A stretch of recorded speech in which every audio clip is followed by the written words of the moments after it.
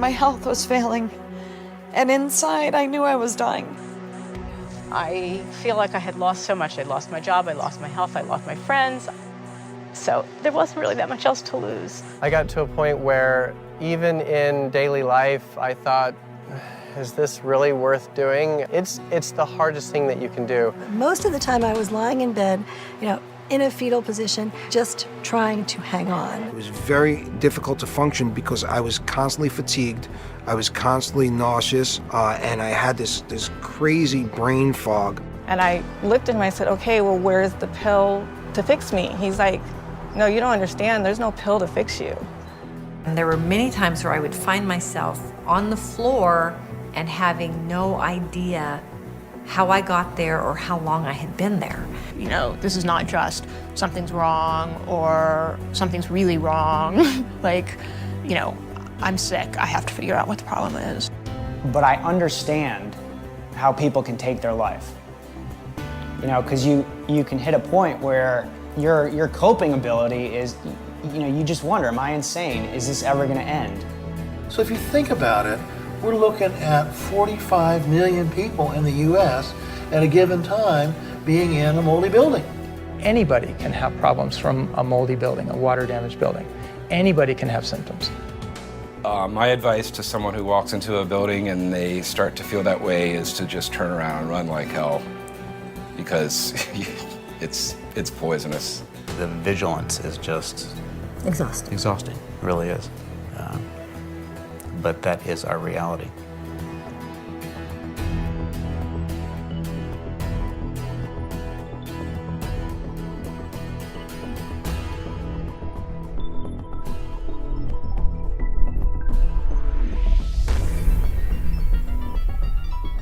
When I started this podcast, I promised to introduce you to some of the amazing people I have met through the years from across the country.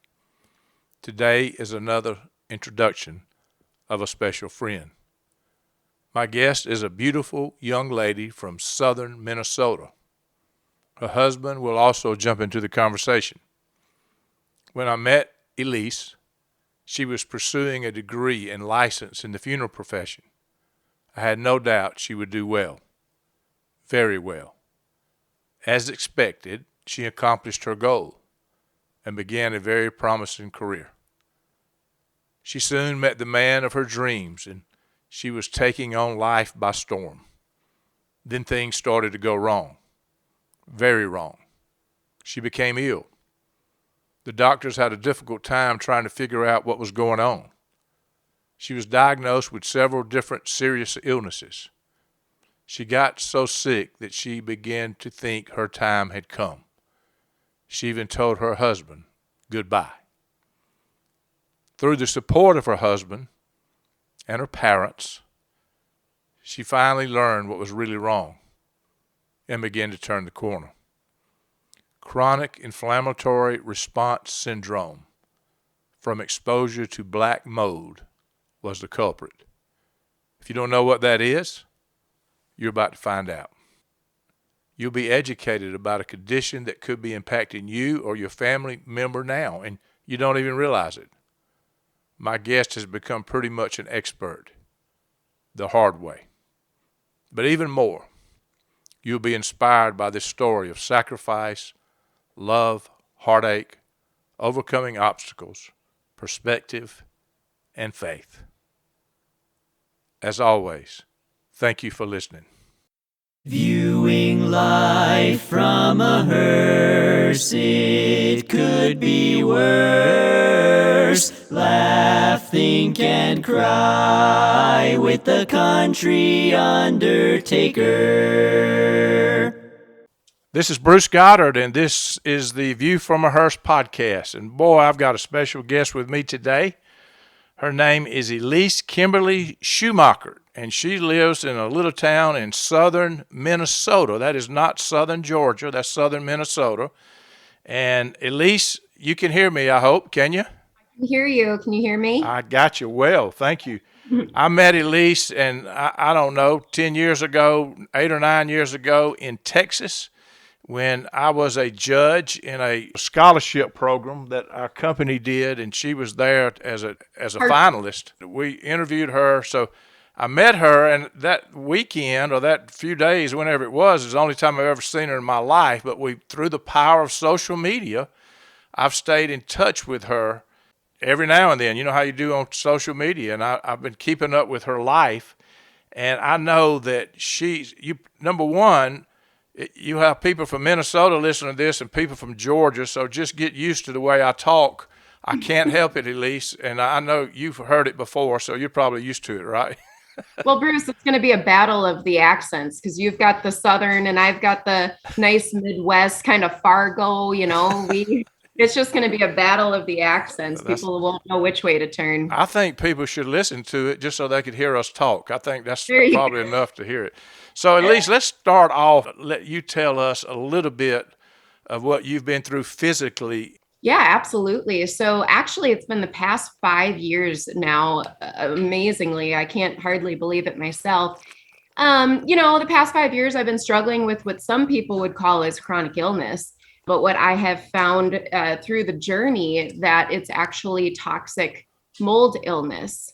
Boy, it's been a journey, Bruce. It's been mental, it's been physical. Which one more, I really don't know. But it almost took my life. And when you're faced with something like that, even as a funeral director myself and in my background, it changes everything in how you view the world. So I've been working really hard lately at getting the story out there because I've come to realize that, toxic mold can be at the root cause of quite a few issues and we aren't even aware of it. I was diagnosed with everything under the sun. So I've been trying to get it out there to see, bring a little bit of awareness to folks, try to help with their situation. If they're going through it, if they're not sure what they're going through, maybe help them just to find some hope, because ultimately having a root cause diagnosis like what I found, and it took many years to find, it gives you tremendous hope for the future, that you don't have to live, sick. Yeah. So you are better now though, right? I'm on the journey to getting well. I am worlds ahead where I was a year ago. And I feel very, very blessed. I've got probably a couple of years ahead of me before I'm fully healed from mold. It's not an easy thing to kick. Right. Well, we're going to find out more about that, but I know people would love to hear that.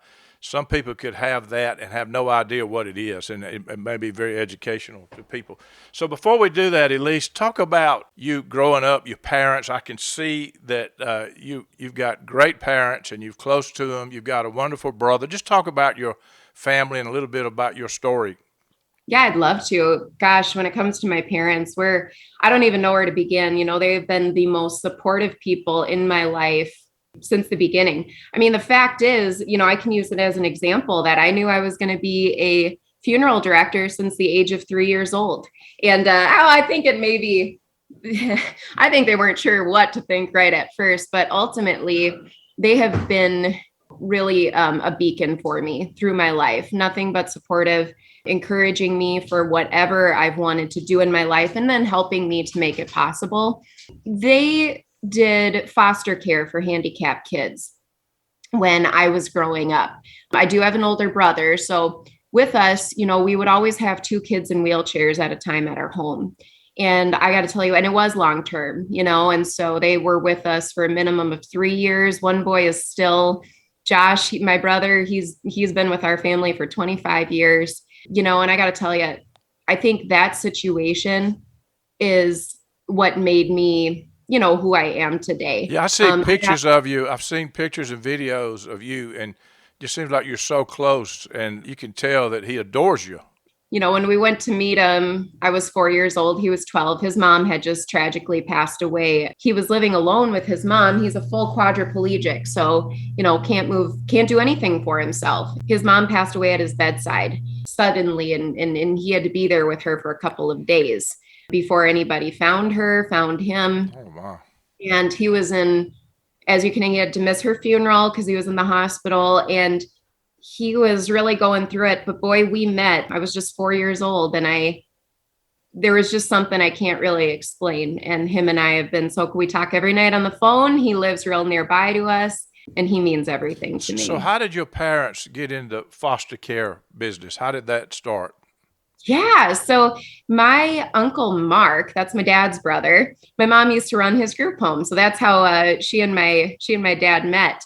And Uncle Mark is a hoot and a half. He's physically very able, but he's mentally disabled, and he is one of a kind. They met, and they both have had that shared story together. They both have had so much compassion for folks in that community, and so they decided to do that. My mom was a stay-at-home mom, and quite literally, she took care of a lot of kids, and ones that weren't maybe given to her in the traditional way, but they became hers. Boy, it's the best thing I think they could have done for me and my brother, and they weren't doing it for us. Yeah. But it was wonderful. So when you look back at that and having the extra people in your house like that, and especially with special needs, how did that impact you? It makes you look at life a little bit differently than most people, right? It really does. I think it gave me compassion that set me up well in my later career. But I'm going to speak very frankly about things and share honesty and openness too. I think it created some attachment issues because when they would leave, they'd been with us for years and I grew up with them. That was really hard. And I'm not sure I really knew much of that when I was a kid and what it meant. Wow. But when they left, most of them we didn't keep in touch with. And that was really for good reason. But that was very tough. But I will say my parents had the forethought enough that they would every week, they would take me and my brother out to dinner. And that would kind of be our time with our mom and dad. And they really made sure that we had that time and access to them. They did it perfectly, if you ask me. Wow. Yeah. So go back, you mentioned when I met you was in the funeral realm. How did you end up going to mortuary school? Now, my understanding, you're not in the funeral business now. Is that right? Or are you? Are you still? Sadly, I'm not. Yeah. Okay. I don't see that, necessarily being forever. Just with my physical limitations, it's a lot tougher to do the job. Oh, I'm sure. So how did you do that? Your parents had never been in that business. How did you get in that business?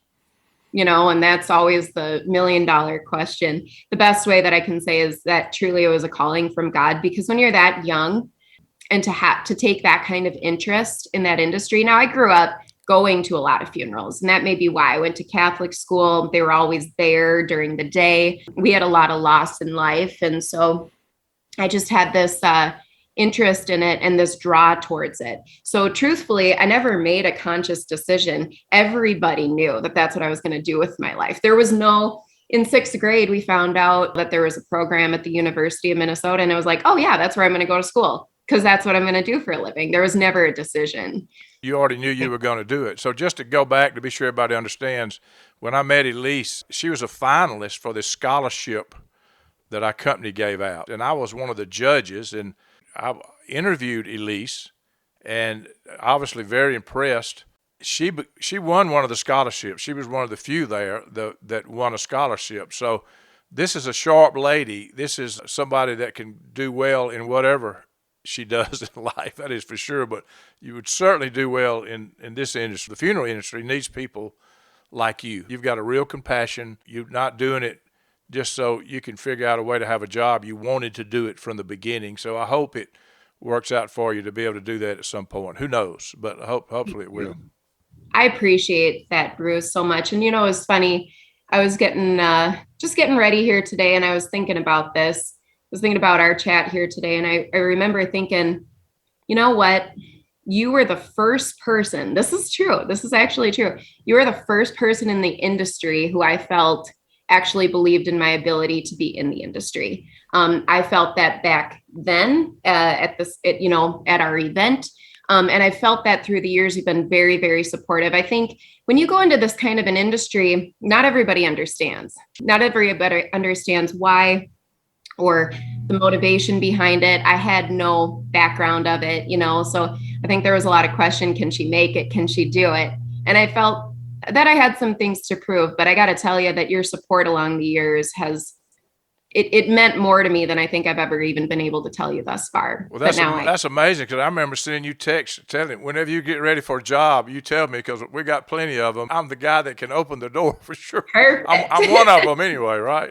I'm looking forward to that, Well, Bruce. I was then. Now you got to understand, I'm a has-been now, but I was in the middle of it then. But I do know people. I can promise you, the company and this industry is still looking for people like you. That is for sure. So you got a really amazing story. I know we talked out there, and I saw the potential in you. And obviously, I hadn't had this kind of conversation with everybody that was there. I couldn't name 3 people that I met at all of them, but I remembered you. So that says something. So I also know that, yeah, I watched you when you were coaching people, and talk a little bit about that and your journey there and where it began and where it took you. Yeah, it's kind of funny. You know, before I got sick, I was actually very health conscious. Now, I also thought, I think I was a little misguided as to what that meant back in the day too. You know, that was at the time, I think I was handling my stress, you know, working at the funeral home, always worked at high volume funeral homes, you know, fast paced. I think, you know, doing 2 workouts a day, that was how I handled my stress. But, you know, been very conscious about everything I've put into my body. I guess, I don't know. I've always been looking for ways to help people on the journey too. So that in that season of life, you know, is where that took me. So I was coaching people for a while, but after I got sick, I wasn't able to do that so much anymore. I haven't really been able to work out for a couple of years. But what I found most recently is that now I am educating people on, I would really call it holistic health. It's everything. It's water, it's our environment, it's everything that we put into our bodies. And it's intentional movement. It doesn't have to mean going to do CrossFit twice a day at the gym. So I found that trying to educate folks on that as well has become a new passion of mine too, because I know it all matters in the scope of health. Yeah. I know that now. So I know you were pushing yourself. So you've come to the end and look back, and you figure it's a little more than what you thought, right? Is that? That's exactly. It's a lot more than what I thought. And you know what? What a fun opportunity to be given. That's only going to serve me and my family well, you know, throughout the rest of our lives too. Yeah. I used to place a lot of emphasis on, you know, physical appearance. Why? I don't know. I couldn't even really tell you that. But when it felt like my body started to betray me in every way possible, it really, and I always felt that much more importantly than the physical was, you know, what was inside. That's such a cliche thing to say, but it's absolutely true. And you know what? I've been able to find so many more lessons. It's strength and it's endurance, and it's making sure that what you feel on the inside does align with what you're doing on the outside as well. All right.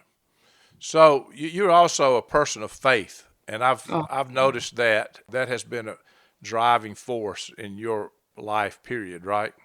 Absolutely. You know, I grew up Catholic and married Catholic. You know what? Now I have just found that my relationship with Jesus is the most important thing above anything. It doesn't so much matter as to what type of church I'm going to. It's really the relationship and the daily, you know, what I'm doing daily in my walk with Jesus. That's the most important thing to me. Yeah, well, I know that you've mentioned it, that your faith is got you through all this that we're going to talk about in a minute, but I know you can't help but see that, and I know that's a big part of who you are. So tell me about your man. You met the man of your dreams somewhere along the line. You guys got married, and tell me how that came about, and I know he's been a big support to you as well. And he's sitting right here as we're good. He's always been such a support to me. And speaking of the gym, you know, funny enough, 5 a.m. on a Monday morning, not typically my finest hour, right? I'm going to the gym to do one of my classes.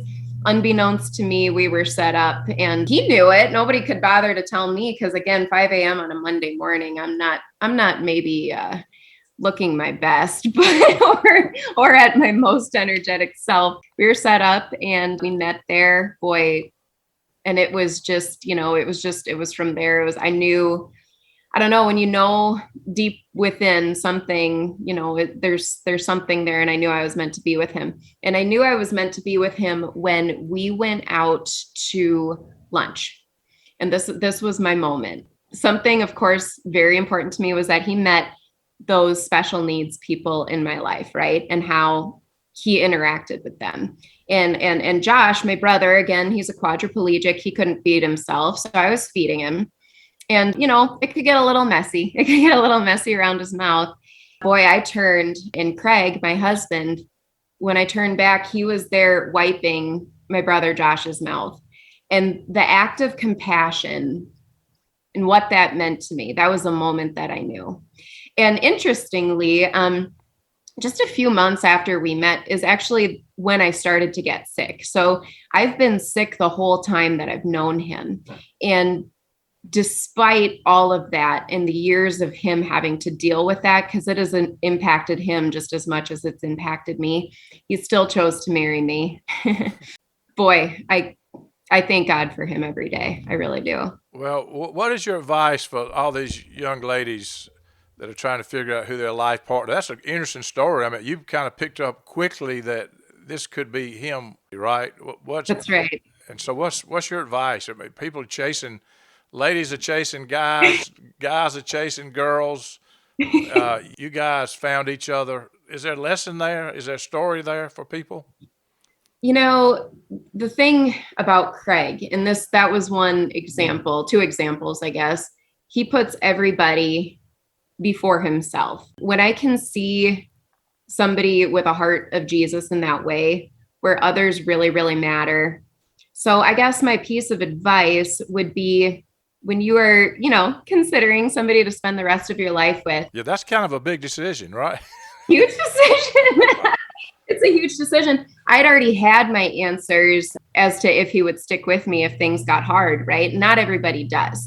But it's really to pay close attention to how, they react in those difficult times, how they interact with the people around you. And if they really are showing you that they love you, not just telling you that they love you, but if they show it to you every single day, oh my gosh, you found a keeper. Yeah. Oh, wow. Absolutely. I'll be 45 years married in July, and I told my wife she can leave me, but if she does, I'm going to go with her. And that's the truth. Whatever makes her happy at this point, I'll just go with you. And I've been able to see that you and Kathy have the same kind of respect, mutual respect for each other and love. And it's truthfully an inspiration, in 45 years. Congratulations. Yeah, my goodness. We're very fortunate. And, you think about it, we got a big family now. We got 9 grandchildren. But the truth is we spend most of our time alone. They all got their thing, doing their families and stuff. And it's just, especially now that I've retired, it's just me and her. It's good to be in love, but you better like the person you marry at the end of the day, because when you get my age, it's a lot more about enjoying each other's company and being together and doing the things that we do. We went out on the boat yesterday. We took Coney, our black golden doodle, with us, but she didn't like it too much. It was too hot. To be said about marrying your best friend, isn't it? Yeah, it's like very important, and you'll become better friends if you keep doing the mutual respect thing that you're talking about. Your friendship will get closer, and you become closer and closer to each other as you grow old. And for some people that doesn't work out, but it surely can. That's right. You have to choose each other every single day. Yeah, you do. It's not all fun and games, and not everybody's not going to be happy all the time. That is for sure.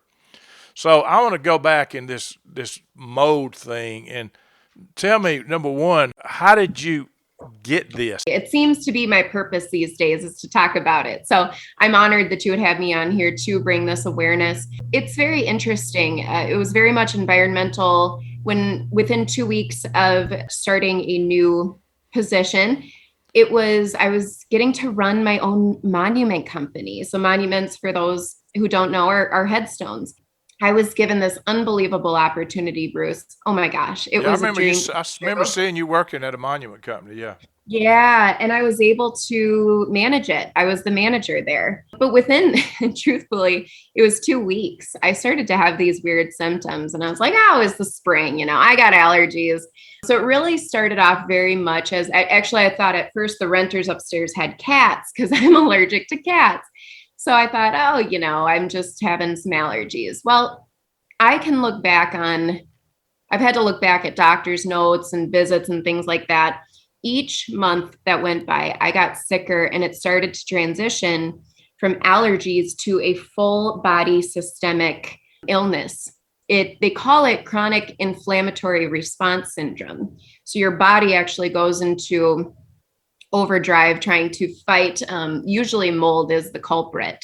So I had suspicions that because, I wasn't sick like this a day in my life, it was the new environment since things just kept getting worse and worse and worse.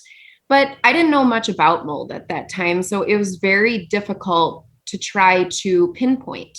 We did air testing, which I found out later is a terribly inaccurate way to detect mold. So that's my first piece of advice. If you ever suspect mold, do not do air testing. It's very expensive. It's very inaccurate. Okay. There's a much cheaper, more accurate test called an ERMI test that actually tests dust. And this all took me years, to find out, but we would do air testing and it would come back quote unquote normal. In the meantime, while doing improvements to the building, we were finding mold behind the walls. It was kind of everywhere. So my symptoms kept getting worse and worse. And basically what they were mimicking a lot of symptoms. I was diagnosed with everything under the sun in this time. First, I was diagnosed with PTSD. I was actually having psychoses. Did my past maybe play a role? I mean, we see a lot as a funeral director, right? We see a lot when we act as coroner. And I thought, okay, that seems interesting. But I was diagnosed with PTSD. I was diagnosed with MS. I was diagnosed with fibromyalgia. I actually had symptoms for a time of ALS, Bruce, and that was very, very scary, of course. My body was truthfully failing me, it felt. And you were what, 25 years old or something when this was going on? I was. Yeah. I was exactly right, and coming, and we spoke on this. I was very, very, I was pretty dang healthy. I maybe overdid it a little bit leading up to it, which could contribute towards how I react. But I was experiencing intense fatigue where at a certain time, I had to go to acupuncture 3 times a week just to get out of bed.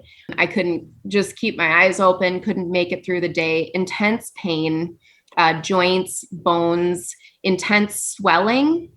The mold attacks your kidneys as well. So there's a lot of water retention, things like that. But then, of course, the mental, you've got anxiety, you've got depression, you've got these psychoses even. All of a sudden have the complete inability to concentrate, which is very unlike me. Boy, when I'm working, I am just laser focused, working hard. All of a sudden I couldn't focus on my work.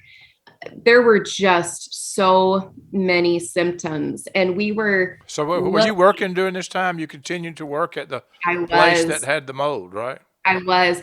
And I will say, I can blame myself somewhat for letting it get as bad as it did, because do you know what? I ultimately placed my job, it became an idol for me. I loved that job with every ounce of my being. What an honor it was to serve those families. We did a lot of things with the business with that time. And I kept feeling like if I just hung on for a little while, we could find, soon, very, very soon, we're going to find the source of the issue. We're going to be able to fix it, get a new building, whatever it may be. So I stuck around, and because I was running the business, I had a lot of flexibility for how I did so. So I was very sick, but it wasn't going to stop me from continuing to improve the business each year. Yeah. It was very important to me. So how sick did you get, Elise? So last December, not this past December, the December before, we finally were able to have a very, very experienced mold inspector come in, and he said, this place, there's nothing you can do with it. There's nothing you can do with it. It is saturated, 14 different types of mold. There were other people besides me in the building that were very, very sick. That's what I was going to ask that. Are there other people getting sick? Yeah. And kids, that lived upstairs. It was a very tough thing. And I knew at this point what the truth was. I became somewhat of a self-proclaimed expert on mold. So we were in the process, we knew of, getting a new building. And I was so excited. This is what I worked so hard for. This is what I pushed my body through for. Oh my gosh, things were going to turn around. Well, my body, and I think God truthfully had a different plan. And one day something snapped and I started blacking out at work, and husband had to carry me into the clinic. That kind of started my month-long battle. That was a year ago this week, actually. That started my month-long battle of the fight for my life. I was dying and my body had been too overburdened. I had pushed it too far and everything was shutting down. So at that point, did they know it was mold? Did you tell them when he took you in there, this was mold? And we did. So we'd had the tests before that to prove it. We knew about a year before that I had quite a lot of mold in my system. So we were able to, through the what I would call misdiagnoses, we were able to find that root cause that was actually causing these other diagnoses, right? So we knew exactly what it was at the time. So what happened from there? Tell me, when you went to the clinic, he took you in, what happened? Yep. So it's a blur. It's a blur for me that time. I just remember I have a clinic that I found that I really trusted. Okay. Because I had seen countless doctors, Bruce, you can imagine. Been to the emergency room. I'd seen all kinds of specialists, allergists, every type of doctor. And I actually found this, I would say they marry, Western medicine with holistic medicine at this clinic that happened to be right in my backyard. Well, they took care of me that day, sent me home. It was one of those things like, get some IVs. We just have to try to muscle through it. But I wasn't convinced once home that there wasn't more that I could do, because I was getting worse, actually. And ask me why. I'm not really sure. I think my body needed to kind of work through some of this. I remember very specifically all my days were, because I couldn't speak, I couldn't get enough oxygen to talk. I couldn't go get outside of bed on my own, walk to the bathroom. There was just none of these things that I could do. So I sat with Christian music playing on loop on my TV, and I just prayed and I prayed. And I said goodbye to my husband. I remember one time specifically, I was closing my eyes. And there's something to say, for as sick as I had been for so long, when your body and every cell in your body knows that it's dying. I can't explain that feeling. I don't think anybody can unless you've been through it. And so it's a miracle. I woke up just with time. I kind of muscled through this. I was taking a lot of different things. I was going in for quite a lot of IVs at the clinic. And just with time, I started to get some strength back. But I was unable to work for a good 10 months or so. So how do they treat that? So get this. What's interesting is I haven't actually started mold-specific treatment yet. My body hasn't been strong enough. So at the time, we were just trying to strengthen my body with various, IVs and magnesium, just things like that to strengthen. But mold is going to be, right now, I'm still working on strengthening my body. It's a very multifaceted thing, because what mold does is it actually causes a cascade of illnesses, even when you're out of it. So it becomes this whole, I got a brain injury from it. I got an eye injury from it. I've got some other systemic issues from it. So we're trying to kind of get those things stabilized. And then ultimately, it's going to be a matter of things like ozone therapy. That's where they clean your blood and then they put it back in. Infrared sauna, there's binding. Mold, once it's in your body, it's very comfortable there, right? Because mold likes dark, wet, warm spaces. So it's very, very hard to get it out. But I am very, very confident with the doctors that I'm working with and the treatment plan that I'll be on, that with time I'll be able to eradicate it. So how did Craig handle that when you said goodbye? Is he still sitting there? He is. Hi, Bruce. Hey, Thank you for letting me borrow your wife for a few minutes here. Hey, you bet. She's got a great, passionate story, and she's really good at telling her story, and it's just been really fun the past few months for her to share it and get the word out, kind of about her journey and just in order to help others. Her journey has been your journey too, I can tell, right? That's My goodness. right. So did you think when she said that goodbye that did you think it was that close, or would that surprise you, or? I knew, Elise is just, she's got a huge heart. And, I think part of the funeral director in her is she sometimes always thinks the worst or knows Right. what the worst can result in. And so for me, I knew she was very sick, but I also knew that we were going to get through this with just her leaving the building. I knew that eventually we'd get to the light at the end of the tunnel, but there's no doubt there's been some really, really tough days the past year, just working, together through this process and healing. But I can tell you, I wouldn't want to do it with anyone else. And Well, I can tell you, just thinking about this and you're right. She's in the funeral business. She's seen so many people die. She goes to that. She needed the optimist husband, and that had a lot to do with her getting through it. If you'd have been like me and been another funeral director, we'd have probably both just died. Bruce, the thing is, people think about how this has impacted me. We lost my income for 10 months. For much of that time, I couldn't take care of myself.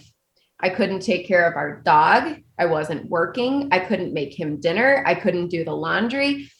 And so there's always something forgotten about the caretakers and the loved ones of these people that are going through it. And we've learned more lessons in our very first year of marriage. You know what? But it's taught us so much. And that's what will happen, because you won't be doing this all your life. So you're going to get on a downhill slope, and you look back and it will be all about the lessons you learn. You're learning stuff and you've stuck through it. I'm looking at you. The people listening to this can't see you, but I can see you. You look very healthy. I don't know what you've been through, but I've heard the story.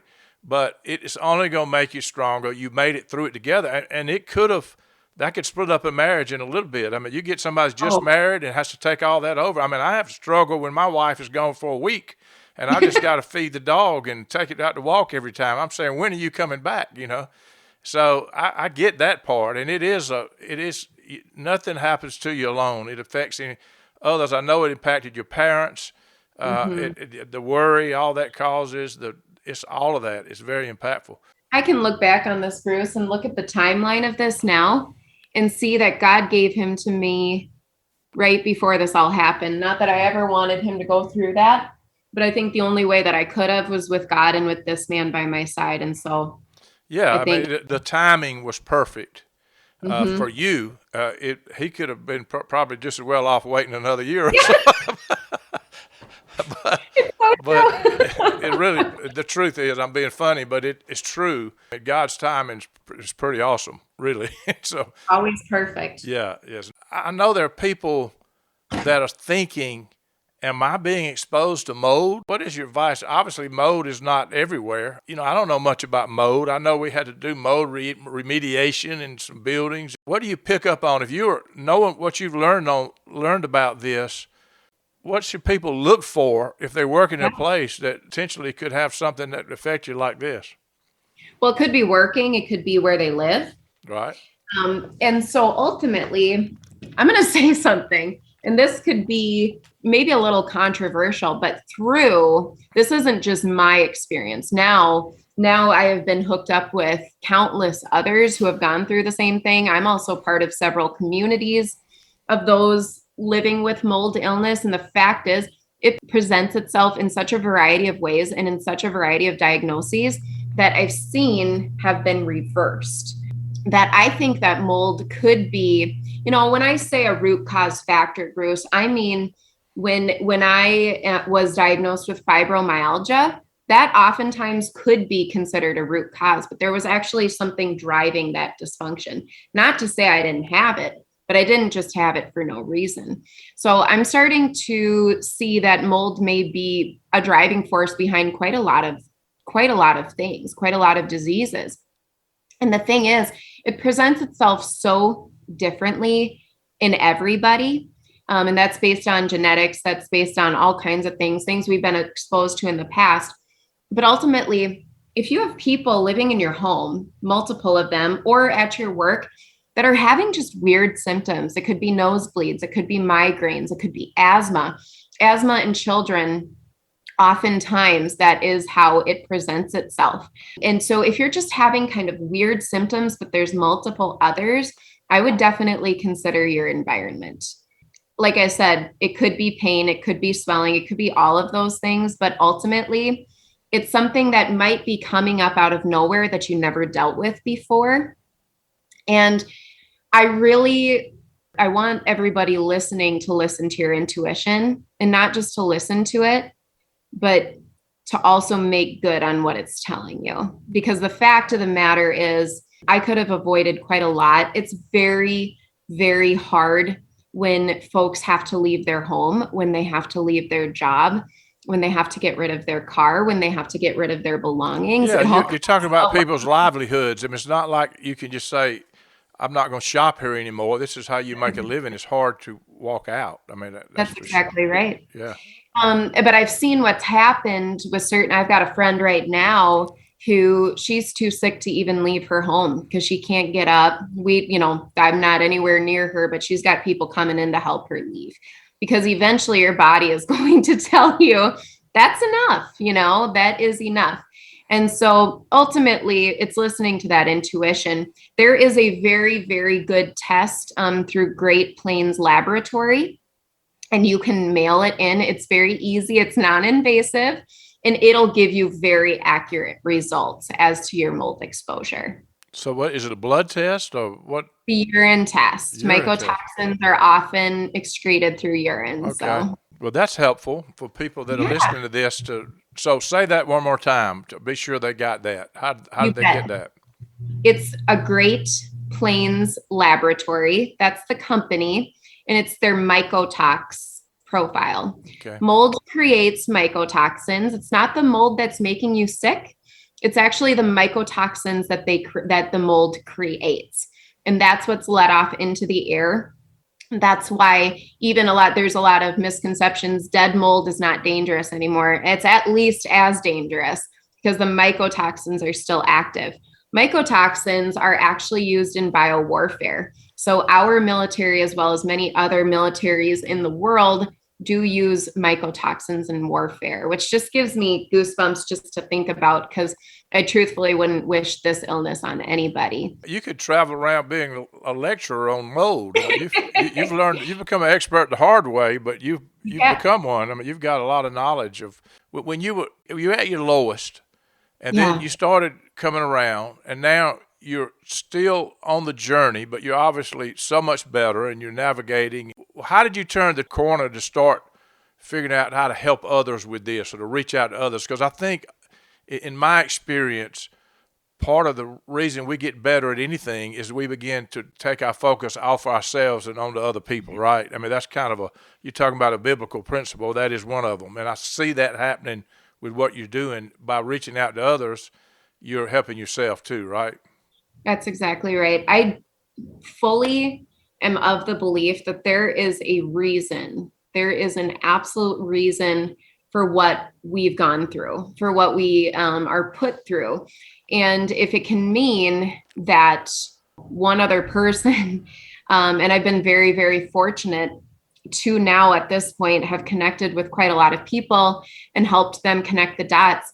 And you know what, Bruce, that makes everything, and I mean everything that I've been through, worth it. And I truly mean that. Yeah, but think about it. If you save one person from going through what you've been through, and really save one person from death, but even from what you've gone through, it's worth the effort. And so the other question, the overriding question, is about just obstacles in life. You've watched your parents sacrifice for other people, which had to be, I know there's life lessons in all this, and the overarching principle of overcoming obstacles in life. Just talk about that. Just get it off the mold, but what you've been through, what you watch your parents go through. Yeah. There are a lot of people struggling with things that have nothing to do with mold, and it may not be physical illness, the answers is probably the same. And I know you've had a whole life of seeing that. So talk about that. Fact is, like you just said, everybody, and I never want this story to be about self-pity, because the fact is everybody has something that is very difficult and that is a struggle, and it can make each and every day hard to see the bigger picture. And God allows these obstacles. I don't say he creates them, but he allows them in your life for reasons that I think we won't ever really understand in a lot of cases until, that day that we're with him. But ultimately, and I have to believe this because it's been my reality, that every single obstacle, if you can find your way around it, or you can find your way through it, or if you could just find a purpose for it, it's going to teach you an extremely valuable lesson that you can take with you for the rest of your life. It's like falling down when we're little kids, right? I mean, it's not like we never get back up and keep walking, or falling off our bikes. We gotta keep going, and it's going to elevate you in ways that you may only be able to recognize down the road, that it's going to elevate you in ways that you wouldn't have had you not had the difficult situations. Ultimately, though, I do think you need to, for me, it's been my faith, but additionally, you should have a support system. It could be a person, it could be a group of people that genuinely want the best for you and that are going to help you view the bigger picture when all you can see, the forest through the trees, right? When all you can see is what's going on in your life in that moment. That's what Craig has been for me and my parents, both, really. But they're going to help you view that bigger picture rather than this snapshot in time. And once you can see that, it's going to give you the strength and the ability to keep going. Yeah, I'll tell you a story that happened to me a couple of weeks ago. I was walking our little dog, Coney, and at the lake, we got a big lake here, and I walk a sidewalk. It's a beautiful golf course. And when I'm coming back, I'm standing there, and I'm watching these 4 ladies play golf. And they were approaching the number 9 green, so I just stopped and watched. And I noticed that Coney was looking at me like, "What are you doing? We're supposed to be walking, and you're stopped." So I saw the one lady hit the ball, and it looked like it went to the left of the green. I don't know if you know anything about golf, but I bet you do. And she thought she hit a bad shot, so she went and put a club up. And while I'm watching the ball, there's a slope besides that green, and that ball rolled all the way back on the green. She had no idea that ball was on the green. I had a better perspective. She saw it from her perspective. I've got a better perspective of what was going on, and I was laughing. She was so frustrated, the ball's on the green, and you're not going to believe this. So Coney didn't care. I mean, she didn't understand a bit. And then the next lady hit the ball, and I watched the ball go in the hole. It went in the hole, and she had no idea the ball went in the hole, and she did the same, and she thought she sculled the ball, and now Coney's still looking at me. She doesn't understand. But I'm thinking, I've got a perfect perspective. I'm seeing something that she can't see. She's seeing it from her side. I'm watching what's going on the green. So I watched that lady. She got there first, that one that hit it in the hole. She drove a cart up. But I watched her walk down, and she saw the other lady's ball on the green, which she didn't think her ball was supposed to be on the green. So she walked over to it, and wasn't her ball. And I'm thinking, lady, that's not your ball. And then she walked, like maybe she hit it in the water. Water surrounds that hole. And she looked around, and I'm standing there but I'm 100 yards away, but I'm watching it from the other side of the lake. And she finally looked in the hole, and when she did, she screamed and put her arms up in the air, and then that got Coney's attention. But Coney didn't understand a bit. And so my point was, the whole time, I see this from a different perspective, and some people, from their point of view, don't understand any of it. and Coney didn't understand it, but I think in a way God sees stuff from his perspective, and it could be a whole lot better than what we think is going on. We think we're in the rough, we think we're in the water, and we just hadn't gotten there yet to find out where we really are. That's probably a little bit of what you're saying here. You've gone through that. You thought you were in the woods or you were in the water, and all of a sudden you're seeing that God had a different perspective, and you're beginning to see his perspective. I love that so much. This has brought about opportunities that in no way, shape, or form would I have had the time, the energy, the wherewithal to experience. And I just wouldn't be here. And so I know the best is yet to come. I know that suffering is never for nothing. And I truly, truly believe that if you allow God to guide you in the way and just trust that He will always elevate your situation. And it may not be in the way that you've pictured it by any means. And I think we've all experienced that, right? Life is not what you expect it's going to be, but it's always going to be better than we could do in our own power and in our own time, of course. Well, it's a really true life lesson. And people, you're right, you said it. Everybody that's listened to this either is going through something now or have just gone through it, or something's coming. I mean, you know that because, it gets night every day. The sun comes up in the morning. Sometimes it rains. Sometimes it snows in Minnesota, not in Georgia. And sometimes it's very hot, probably not in Minnesota, but it's in Georgia. But it's seasons, and you go through that in life. It'll never be smooth. That's right. There's nothing you can tell me that can convince me that life is always something. And right. the question is, as I've said many times, the question is not if you find yourself in the ditch. The question is, do you make the right ditch choices? I'm very honored to hear your story and to talk to you again and to catch up with you and to let you tell your story to others. I think there's a great lesson. I'm tickled to death that you've met your man that was preordained to be your husband from the beginning of time. And that is a miracle. I'm thankful that you are better. You look very healthy to me, and I'm looking at you, but to see that you're doing well is another miracle. You could be sitting here either not here or in a lot worse shape somewhere. I'm thankful that you had parents that you had absolutely nothing to do with choosing them. God did that. And when He did, He extended His grace to you. Mm-hmm. And you had nothing to do with those foster kids, your brother that's in the wheelchair that you love. You had nothing to do with it. God gave you him as a gift, and when he did, He was extending His grace to you. That's what has happened, and what a wonderful, wonderful story. Thank you so much. You got any parting words for these people listening? And I do want you to tell people how to get in touch with you. Please don't give them that email address you gave me because I couldn't spell it right. So you got to get you a website up. Well, I made one actually through this. Yeah, I started my own makeup business. So hey, there's not much else that I could do from bed, but my makeup was something that I could do. So talk about that. So tell how people get in touch with you when they see you. And I'll post a picture on social media of you. I want people to see you because when they see you, they're gonna want to buy your makeup too. Bless your heart. That is so sweet. You know what? Yeah, and ultimately, Bruce, first of all, one of the biggest honors to have been asked to do this with you. I was just so excited to chat with you, catch up again.